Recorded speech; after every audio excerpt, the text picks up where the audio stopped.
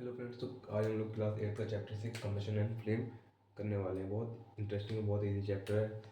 तो ऐसा आपको पता है कि मैंने इस चैप्टर को फिर से छोटे पार्ट्स में तोड़ दिया है। Combustion, ignition temperature, majestic flames, inflammable flame substances, controlling fire और कैलोरीफिक वैल्यू। ठीक है, ये कुछ पार्ट्स हैं जो हमें इस पूरे चैप्टर में पढ़ने हैं। बहुत सिंपल एक्सप्लेनेशन है, आई होप आपको पसंद आएगी। ठीक है, कंबशन का मतलब होता है जलना।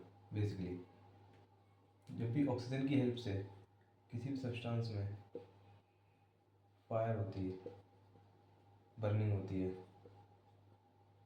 तो उसे हम कंबशन कहते हैं। ठीक है, बहुत सिंपल सा एग्जांपल है। कोई भी आप सब्सटेंस लो, उसको जलाने के लिए प्रेजेंस ऑफ ऑक्सीजन बहुत ज़रूरी है। वुड हुआ, प्लास्टिक हुआ, कोई भी पर्टिकुलर चीज़, आपका वुड, प्लास्टिक, किसी तरह का आपका फ्यूल हुआ। इससे पहले चैप्टर में हमने कुछ फ्यूल्स के बारे में पढ़ा था। Kerosene is a type of petroleum.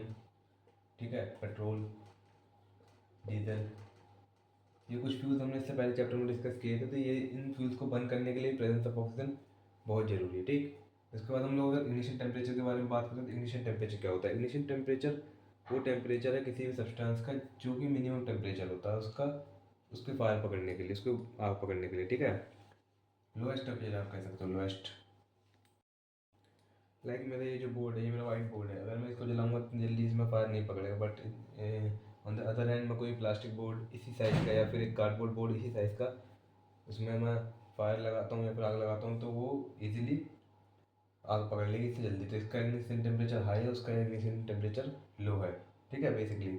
तो इसके बाद चलो मैजेस्टिक की बात हम लोग आगे आगे करेंगे। इसकी बहुत इंटरेस्टिंग सी स्टोरी है, आपको पता होनी चाहिए। ठीक है, फ्लेम्स की जब बात करते हैं तो फ्लेम्स फ्लेम्स का मतलब होता है आपकी लपटें। बेसिकली जो आपकी लपटें निकलती हैं, मान लो जैसे मैंने कैंडल है, इसको मैंने बर्न किया तो ये इसकी लपटें होती हैं, ये फ्लेम्स कहलाती हैं। ये फ्लेम्स कहलाती हैं। फ्लेम्स बेसिकली वहाँ पर प्रेजेंस होती है जहाँ पे वेपराइजेशन होती है। वेपराइजेशन मतलब जब गैसियस फॉर्म में हीट ऊपर प्रोड्यूस होती है तो वहाँ पर फ्लेम्स की मौजूदगी होती है। ठीक है, अब इनफ्लेमेबल सब्सटेंसेस कौन से होते हैं जो कि बहुत जल्दी आग पकड़ लेते हैं, जिनका इग्निशन टेम्परेचर, जो इग्निशन टेम्परेचर मैंने आपको बताया कि लोएस्ट टेम्परेचर होना चाहिए किसी भी सब्सटेंस का आग पकड़ने के लिए, जो कि बहुत कम होता है उनका lowest. Like petrol, kerosene oil, diesel. आप इनमें हल्की सी बस इसके कुछ ड्रॉप्स आप जमीन पे गिरो और ऊपर से माचिस डाल दो, तुरंत आग पकड़ लेंगे। ठीक है, विद इन अ सेकेंड। तो ये इनफ्लेमेबल सब्सटेंसेस कहलाते हैं। कंट्रोलिंग फायर, कंट्रोल जब भी कहीं पे आग लग जाती है तो कैसे उस फायर को कंट्रोल करते हैं, इसको भी हम लोग अभी डिस्कस करते हैं आगे। कैलोरीफिक वैल्यूज़ क्या होती हैं। जब 1 kg of fuel, fuel in sense कुछ भी हो सकता है आपका, केरोसिन, डीजल, पेट्रोल, किसी भी टाइप का फ्यूल हो सकता है। 1 kg of fuel completely burn करके कितना वो हीट प्रोड्यूस करता है 1 kg में बर्न होने पे, वो उसकी कैलोरीफिक वैल्यू कहलाती है। ठीक है, heat produced by burning 1 kg of fuel is known as calorific value. ठीक है, इसका फॉर्मूला होता है heat produced upon mass, basically. तो ये एक छोटा सा ओवरव्यू था इस चैप्टर का। आप शुरू करते हैं, हम लोग इसको थोड़ा सा डिटेल में पढ़ने की कोशिश करते हैं। ठीक है, अब हम लोग कंबशन के कुछ टाइप्स पढ़ते हैं। रैपिड कंबशन, स्पॉन्टेनियस कंबशन और एक्सप्लोजन। ठीक है, रैपिड कंबशन का मतलब होता है आपका जैसे ही तुरंत ही तुरंत ही कंबशन हो जाए। लाइक मैंने आपको फ्यूल के बारे में बताया था। फ्यूल में भी जो पेट्रोल और डीजल होते हैं उनका कंबशन तुरंत ही हो जाता है। ठीक है, तो वो होता है रैपिड कंबशन। लाइक तुरंत ही उसने हीट दे दिया और तुरंत ही उसने लाइट दे दी।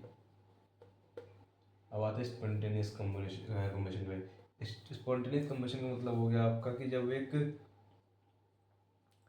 एक स्पार्क के साथ फायर जले।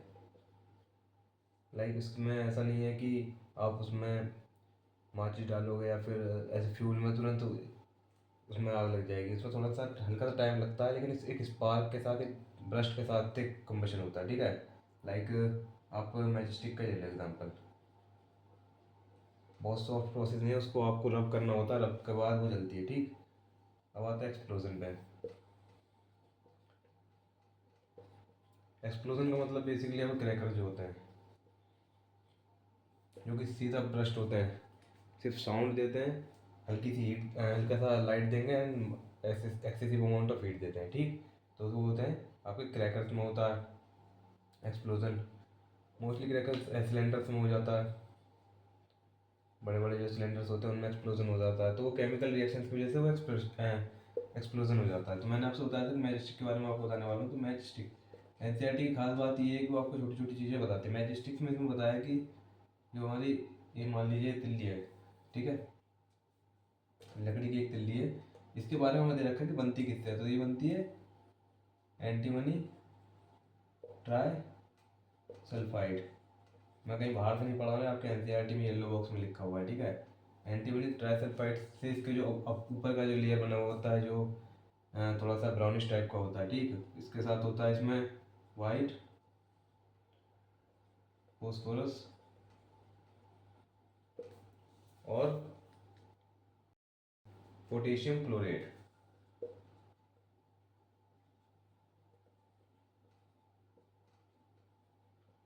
ये तीनों चीज़ से मिलके और विद हेल्प ऑफ ग्लू इसको एक ब्राउनिश उसमें तैयार करके स्टिक में लगाया जाता है और फिर पैक्ड होके हमारे घर तक आती है, ठीक है। अब इसमें जो वाइट फोस्फोरस है ये बहुत ज़्यादा रिएक्टिव है और मे बी हार्मफुल है, बहुत ज़्यादा रिएक्टिव एंड हार्मफुल। तो जो हमें तो कोई दिक्कत नहीं होगी, बट जहाँ फैक्ट्रीज ये जो मैजिस्टिक्स बनाती हैं, जो मैन्युफैक्चर करती है, वहाँ पे हाई चांसेस है कि रिएक्शन लेके रिएक्ट कर जाए और हार्मफुल बन जाए वहाँ के लोगों के लिए। तो इसको रिप्लेस कर दिया है किससे, replaced with red phosphorus. As compare to white phosphorus ये लेस डेंजरस है, डेंजरस ये भी है, but in the comparison with white phosphorus it is less dangerous, ठीक है। तो इसका रिप्लेसमेंट है ये, ठीक। मैंने आपको मैजिस्टिक्स के बारे में बताया। मैंने एक चीज़ बताई थी आपको,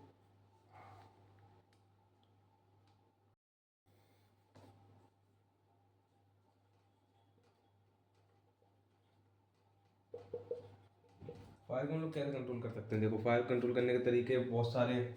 सबसे पहला तरीका तो हमारा वाटर ही है। भाई हम लोग क्या करते हैं, कहीं भी आग लगती है उससे पहले पानी लेके जाते हैं, बट हर जगह हम लोग पानी का इस्तेमाल नहीं कर सकते। बट फर्स्ट ऑफ ऑल मैं आपको ये समझाता हूँ कि पानी एक्चुअली हेल्प कैसे करता है एक फायर को कंट्रोल करने में।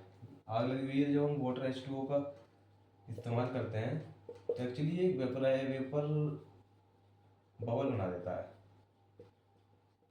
जो कि कनेक्शन तोड़ता है किसके बीच में, फ्यूल के बीच में, जिस जो कोज ऑफ जिसकी वजह से आग लग रही है और आग के बीच में, फ्यूल और फायर के बीच में जो कनेक्शन ब्रेक करता है वही होता है।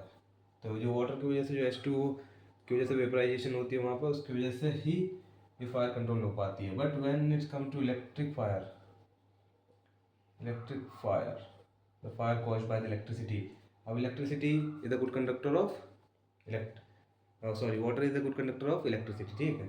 अब क्या होगा भाई, वो अगर आप इसमें पानी डालोगे तो आपका हाई चांसेस है कि आपको करंट लग सकता है, शॉक लग जाएगा बहुत तेज आपको। तो इस जगह पर हम यूज़ करते हैं क्या, फायर एक्सटिंग्विशर। इसकी बहुत एपिक स्टोरी है। मैं अभी 12th पास आउट हूँ, हमने क्लास में फायर एक्सटिंग्विशर खोल दिया था, रस्टिकेट होते तो बचे थे। फायर एक्सटिंग्विशर, ठीक है, इसमें प्रेजेंट होता है CO2, जो कि बहुत ज़्यादा हेल्पफुल होता है एक फायर को कंट्रोल करने के लिए। आपको मैंने स्टार्टिंग में बताया था कि एक फायर को जलने के लिए ऑक्सीजन की ज़रूरत पड़ती है।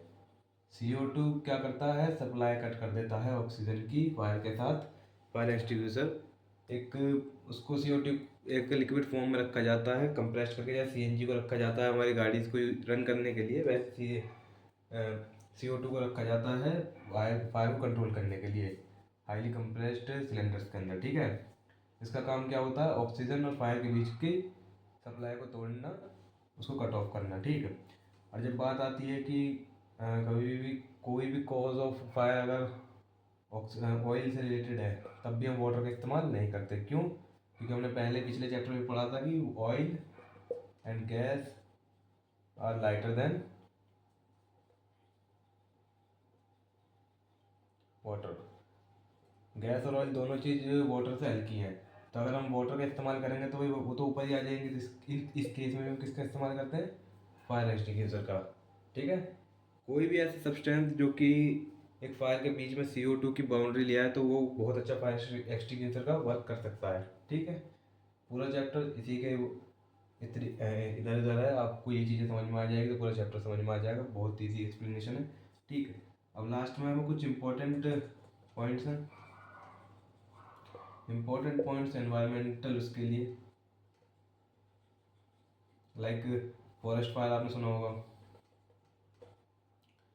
अमेजोन के जंगलों में आग लग गई, ठीक है, या फिर किसी बड़े फॉरेस्ट में आग लग गई। इसका रीज़न क्या होता है कि जब सनलाइट डायरेक्ट पड़ती है हमारे ड्राई लीव्स पे तो वो फायर पकड़ लेते हैं, ठीक है, फायर फिर धीरे धीरे पूरे आग फैल जाती है, उस तरह के आपको काबू करना भी बहुत मुश्किल होता है। ठीक है, फायर फॉरेस्ट फायर हो गई। इसमें प्रिवेंशन ये हो सकता है कि जब भी भाई आप पिकनिक विकनिक पे जाओ तो प्लीज़ जो भी आप अपना वहाँ पे कैंपेनिंग करते हो उसमें जो फायर जलाते हो बीच में कैंपेनिंग के टाइम पर, उसे अच्छे से बुझाने की जिम्मेदारी आपकी है। एज इंडिविजुअल ये सारी जिम्मेदारी हमारी है कि हम इस चीज़ का ध्यान रखें। एक चीज़ और थी इसमें, स्ट्रक्चर ऑफ फ्लेम के बारे में पढ़ना था। फ्लेम का सबसे हॉटेस्ट पार्ट होता है उसका आउटर लेयर। चलिए मैं इसको अच्छे से डिफाइन करता हूँ। ये स्ट्रक्चर ऑफ कैंडल है, ठीक है। अब इसमें क्या होता है, जो हमारी आउटर मोस्ट लेयर होगी, आप कैंडल में देख रहे ध्यान से, तो आउटर मोस्ट लेयर पे ब्लू ब्लू करके वो जल रही होगी, ठीक है, उसके जो नीला नीला रंग से वो जल रही होगी, तो वो आउटर मोस्ट कंप्लीट कम्बशन का साइन होता है। जब आप एक स्टोव जलाते हो या फिर आप एक स्टोव जलाते हो, ऑटोमेटिक स्टोव जो आता है उसमें आप देखना है कि उसमें ब्लू फ्लेम्स निकलते हैं, तो इसका मतलब वो अच्छे से कंप्लीट कम्बशन कर रहा है, ठीक है, गैस का। बट वहीं पर अगर आप चूल्हा जलाते हो या फिर नॉर्मली आग लगाते हो तो पूरा कंप्लीट कम्बशन नहीं करता, वो धुआं फेंकता है, अब पूरा काला काला हो जाता है, ठीक है। इसका हॉटेस्ट पार्ट भी सबसे बाहर वाली होगा। आप देखना कभी भी किसी भी फायर का जब आप हल्का सा हाथ लगाओगे तो ऊपर से ही बहुत तेज से आपके हाथ को जला देगा, तो सबसे हॉटेस्ट पार्ट उसका बाहर का ही होता है, ठीक। सबसे लीस्ट हॉट होता है सबसे अंदर का पार्ट, क्योंकि वो अनबर्न वैक्स होती है। जो सबसे अंदर होगा वो हल्का सा ब्लैकिश टाइप में दिखेगा, वो अनबर्न होता है, उसमें अंदर आग लगी नहीं होती, ठीक है। ये वैक्स कैंडल, ये पूरा वैक्स का आपका स्ट्रक्चर है, ठीक है। अब इसमें कुछ हमारी इंपॉर्टेंट चीज़ें जो हमें ध्यान रखनी है एज इंडिविजुअल। जो जो फ्यूल्स हैं जो हम बर्न करते हैं वो कैसे हमें हार्म पहुंचा रहे हैं। कार्बन मोनोऑक्साइड सबसे बड़ा एग्जांपल,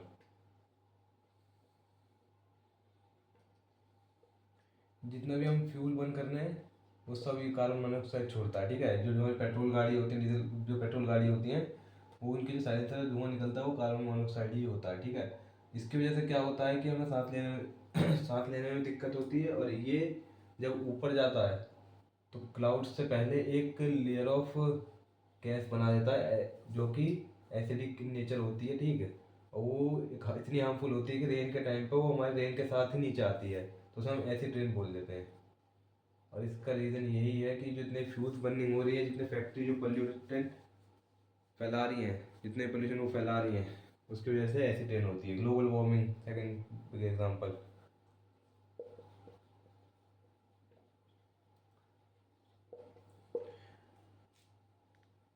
ये जो हमारा इनकम्प्लीट कम्बशन होता है चीज़ों का, उसकी वजह से जो भी धुआं निकलता है, कार्बन मोनोऑक्साइड, कार्बन डाइऑक्साइड, अलग अलग टाइप्स के जो स्मोक निकलती है, उसकी वजह से ग्लोबल वार्मिंग और जो अर्थ का टेम्परेचर वो भी बढ़ रहा है, ठीक है। तो इस चीज़ को हमें ध्यान रखना है, कम से कम आग प्लास्टिक को जलाना है, ठीक है। प्लास्टिक बहुत ज़्यादा कार्बन मोनोऑक्साइड के मात्रा में स्मोक छोड़ता है, ठीक है।